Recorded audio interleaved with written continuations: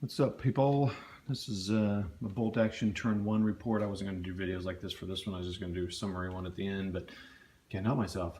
So I'm just trying bolt action 2 out. I liked what I was reading about. They had leaders, and that you can have leaders and stuff. So just giving it a shot. I would use this mainly for playing chain of command or skirmish campaign type scenarios. Yeah. Anyway, so it's a pretty low investment, and it's low investment mental wise. It's a fairly straightforward game. So I got some Germans attacking 3 Russian positions, kind of similar to what I did with Disposable Heroes somewhat. I'm playing a solo through so I can get the rules down and then have my eldest, Aaron's son, play a game against me at some point. So the Germans here are going to flank. They're going to do flanking with these 2 units. Normally that would be a secret, but I thought, yeah, I'm going to bring it in, bring the tank in over here. And I should have saved a leader for that so I could coordinate their movement. So that's a cool thing you can do in bolt action now, but you have to get the leader. So I didn't put one in there, so I'm not doing it. I also have the howitzer. I kind of misread how that worked, or misunderstood how that worked, so making some changes on the fly here. But I've only got 2 full squads, a medium machine gun, a leader, a captain, and the howitzer, and this tank going against 4 German squads, but these are all like inexperienced. These are all veterans. It's Barbarossa, and then they have a T-26. So, and I decided to save some of them on reserve. I was just again trying to think when you're doing this solo, you're gonna I'd save some reserves, see what the Germans are doing. So far the Germans are pretty strong here, so maybe I'll bring them up and come up here. These Russians are coming up here.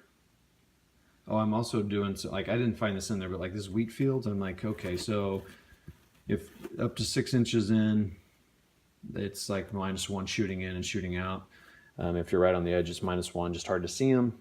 Forests are interesting. It should only be a -1. Seems like forests should be more than crops, but -1 is for like for wood buildings, -2 is for hardcover. So I'm like, well, I don't want to do -3 because then if you go down, it's -2, another -2. So I'll stick with these being -1. And the -1 is kind of because it's hard to see them.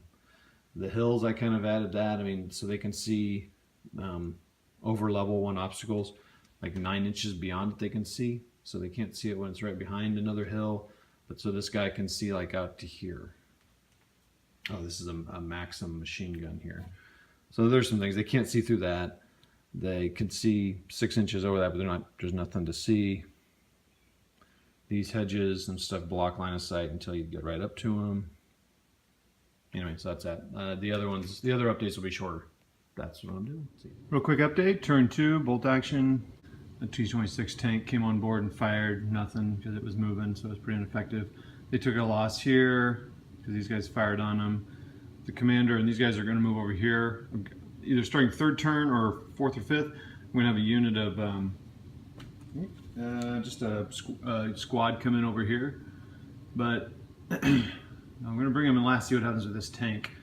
I feel like this, I don't like this shootout type of thing here. This is not good. We need to move on them. My spotter got into place. The Russians moved up here. Not much happened on this side. And I think I brought in my commander for the Russians up there. So that's that. And then I also have my tank coming in. The Germans have the tank coming in.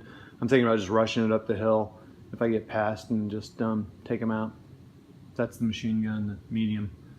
All right. No, actually it's a heavy, so it can penetrate the tank with +1 pin. All right, we'll see you after turn 3 or at the end of the game. I'm not sure which. Bye.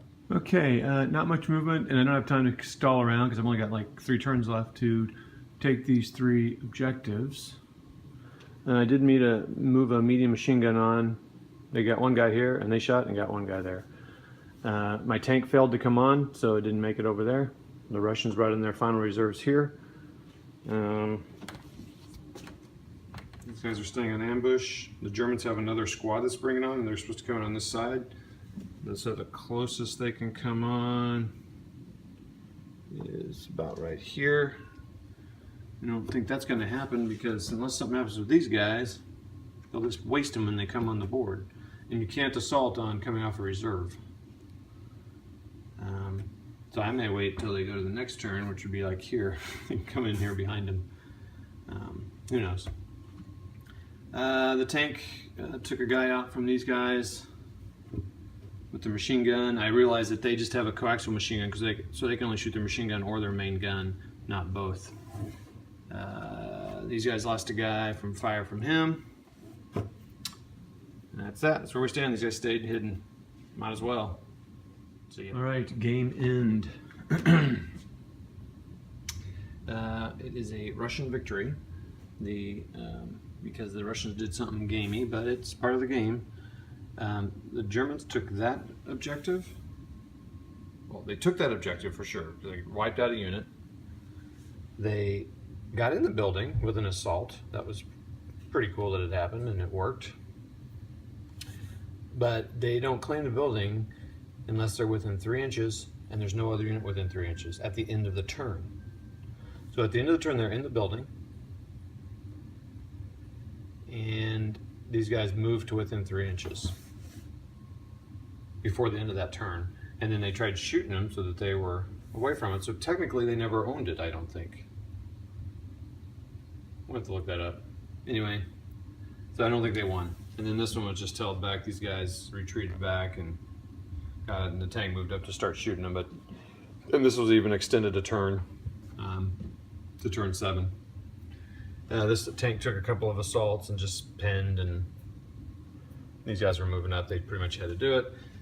So, wiped this unit out for the most part.